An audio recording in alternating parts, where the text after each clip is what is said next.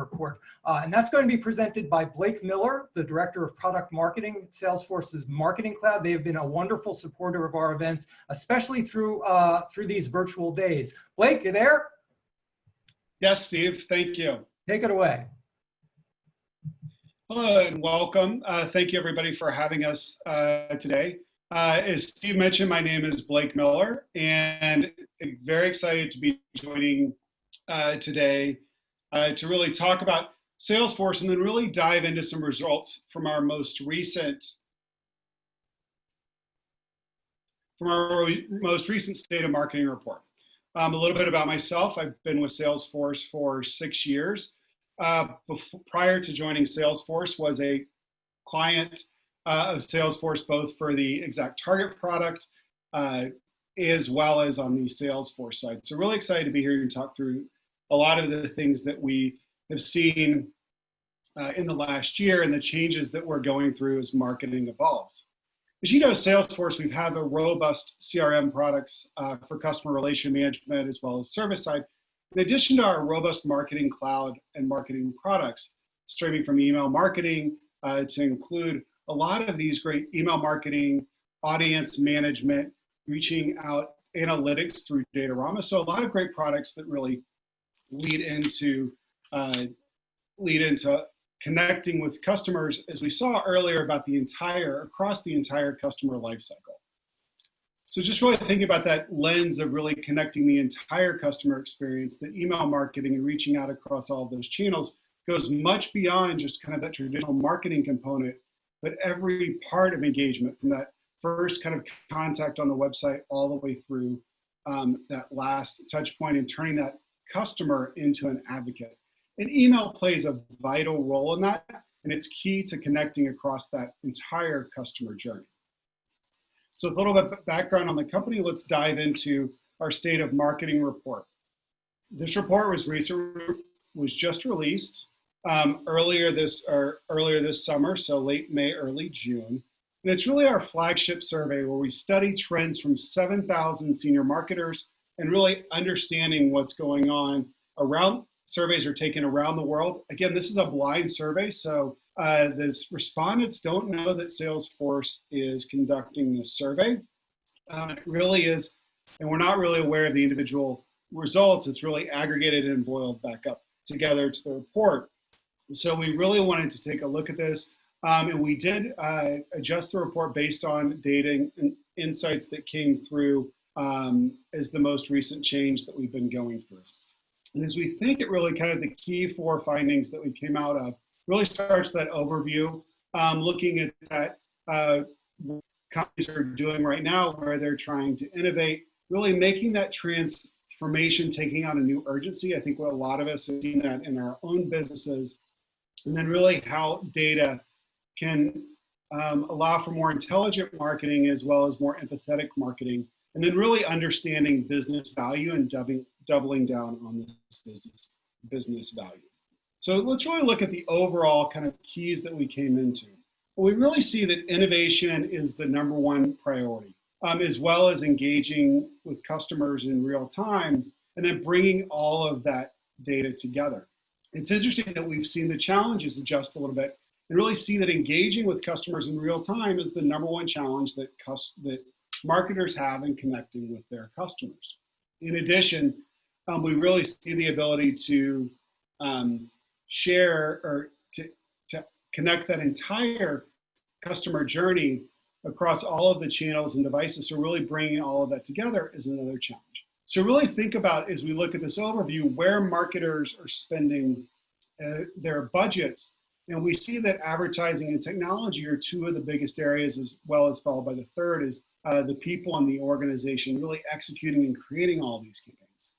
The other area that we see this is that advertising and technology for the B2B are pretty similar. They're pretty close.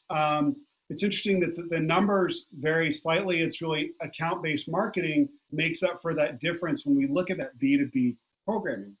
So really think about with the budgets and how things are allocated to give you an idea to level set so you can really benchmark your organization against these priorities.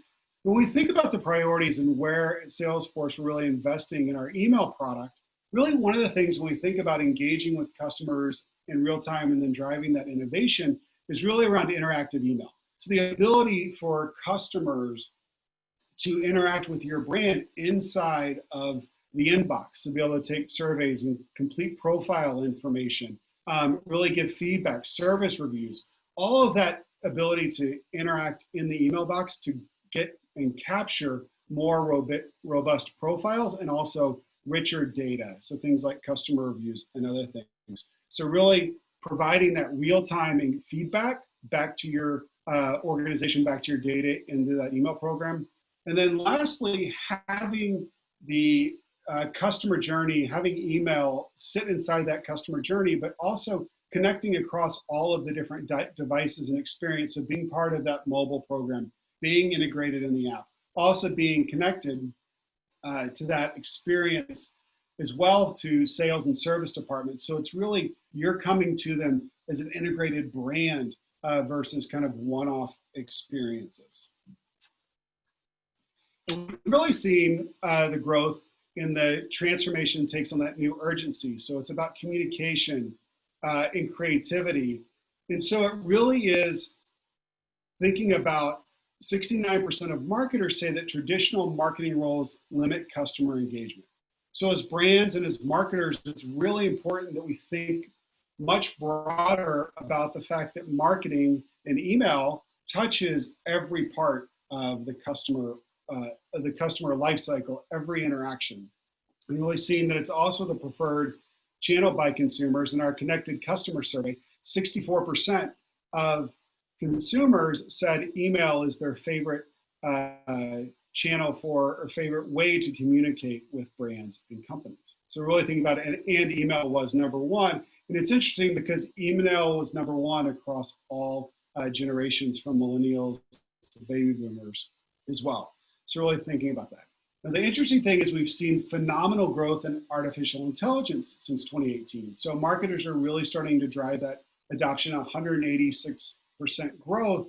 And it really does allow marketers to do great things. And we've seen a lot of results in customers using things like send time optimization to increase open rate and engagement rate and click-through rate, and really driving that to also drive up return on spend. So they're seeing that revenue per basket grow up by using artificial intelligence to inform frequency, to inform engagement, to actually inform content selection. And by letting the data decide the content and drive content, we've seen some customers that have decreased the deployment time for emails by 6x because they're able to let the data and drive the content and that selection. So creating one email and sending it out to all of their subscribers through that template, and the data is generating an individual email and content based on that subscriber's behavior as well as their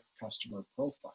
So really, artificial intelligence becomes a great way for customers to personalize the content, the frequency, the engagement of their email programs. In addition to having that engagement, also helps them be a lot more productive and turn insights into action. Next, data, data, data. We hear this a lot, that we continue to see growth in the number of data sources, and customer and marketers need to bring all of that together to really have greater insights about their customers, and also greater messaging and targeting, identifying those right audience segments and really connecting with those customers. So really looking at the different types of data sources for marketers, a lot of it's transactional data. That 81% declared interest or preferences, so really leveraging that. Another great way that we can leverage interactive email is getting those preferences, those interests, asking questions, building that progressive profile, all from inside the inbox, and then really tying that known digital identity. So understanding that the email marketer, as email marketers, we have great, rich first-party data that allows us to target and personalize content and individuals. So really taking that ability to leverage that. We do have a little bit of way to go. If you see really the ability to balance personalization with customer comfort levels. So really in our trust surveys, that we've done as well, customers are willing to give up data for personalization, but they want to understand as a brand how you're going to use that data, how you're going to use that to message, and what's kind of that exchange of value that you're giving to the customers. And then is the brand really holding true to that promise? Then lastly, really seeing marketers double down on that business value. We want to get connected channels, and we see that the things on the left, we see that things are siloed, and that's really, it's great to see that number go down year over year, that the siloed channels are really going away. We do see duplicate efforts where people are kind of doing things side by side, but it's really not a connected program. And then finally, really jumping into that dynamic means where it's coordinated, adapted to that customer journey as it evolves, just interacting and changing that journey in real time. So really seeing the growth there. Again, it's providing a great brand experience where marketing and promoting offers that are really relevant and exciting to those customers. And then lastly, really providing that better customer experience that as consumers, we expect from the brands we engage with. Really starting to see that growth and analyzing marketing performance in real time. So the data and reporting, we're seeing that get a lot better for marketers and the tools that they're able to leverage to really make decisions based on the insights that artificial intelligence may be telling them, and also bring all of the data together and matching site analytics with email marketing data, with the different ad spend, and pulling all of that together to get better reporting, better tactics, better understanding. And then finally, we do see that B2B and B2C marketing tactics and strategy are converging. And that's really coming together, that we want that personalized experience that traditional B2B marketing has preferred. They know all of your history of purchases, you have that personal touch, white glove experience of a sales rep, but really understanding that we need that scale of that B2C experience. And we do like emails that are have a lot more going on, with more interactivity, with a more robust graphic and informed experience as well, to help deliver our message and grab the attention of that customer or that subscriber or that prospect. So with that, I really want to take a look at really summary of kind of where we see marketing going over the next decade. The biggest impact will be the explosion of digital population as well as 5G.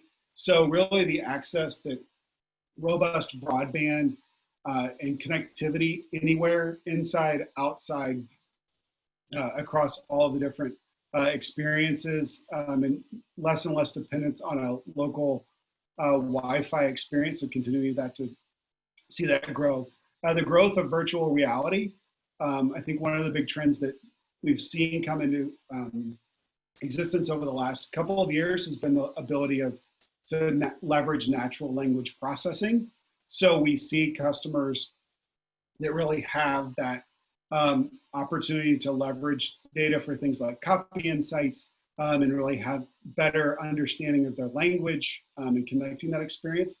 I think the growing trends we'll see is really virtual reality, and seeing those experiences to really kind of augment that experience, whether it's, you see things with mirrors or in-store experiences that people are able to engage in at home.